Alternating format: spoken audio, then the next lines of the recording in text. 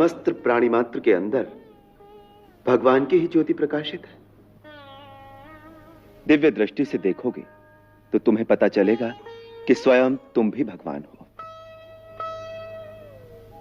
उसी प्रकार आर्य सुमंत्र भी भगवान का ही रूप है।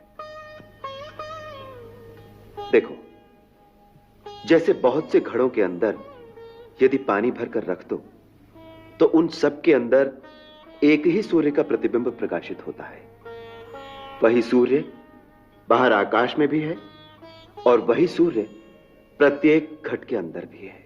मैं ये अस्त्र तुम्हें इसलिए दे रहा हूं क्योंकि परम शक्तिशाली लवणासुर का वध करने के लिए कदाचित तुम्हें इसकी आवश्यकता पड़ सकती है। परंतु मेरी एक बात स्मरण रखना, जब अत्यंत आवश्यक हो, अर्थात तुम्हारे सामने जीवन और मरण का प्रश्न आ जाए, तभी इसका प्रयोग करना। यह अस्त्र अत्यंत भयंकर है। इसके प्रयोग से असंख्य प्राणियों के नष्ट होने का भय रहता है। तभी मैंने रावण का वध करने के लिए भी इसका प्रयोग नहीं किया था।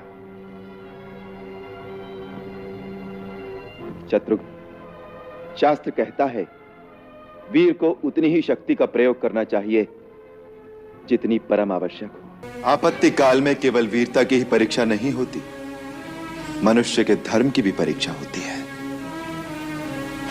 लक्ष्मण, वीरता केवल शस्त्र उठाने को ही नहीं कहते। कभी कभी शस्त्र न उठाना परमवीरता की निशानी हो सकता है। रख दो ये धनुष। सेना और सेवक को पर्याप्त धन देकर और मधुर भाषण से सदा प्रसन्न रखना चाहिए। संतुष्ट और प्रसन्न रखे गए सेवक संकट काल में जहां साथ देने के लिए खड़े हो जाते हैं, वहां प्रायः निकट संबंधी भी नहीं खड़े होते। इसलिए सेना और सेवक को संतुष्ट और प्रसन्न रखना चाहिए। एक बात और,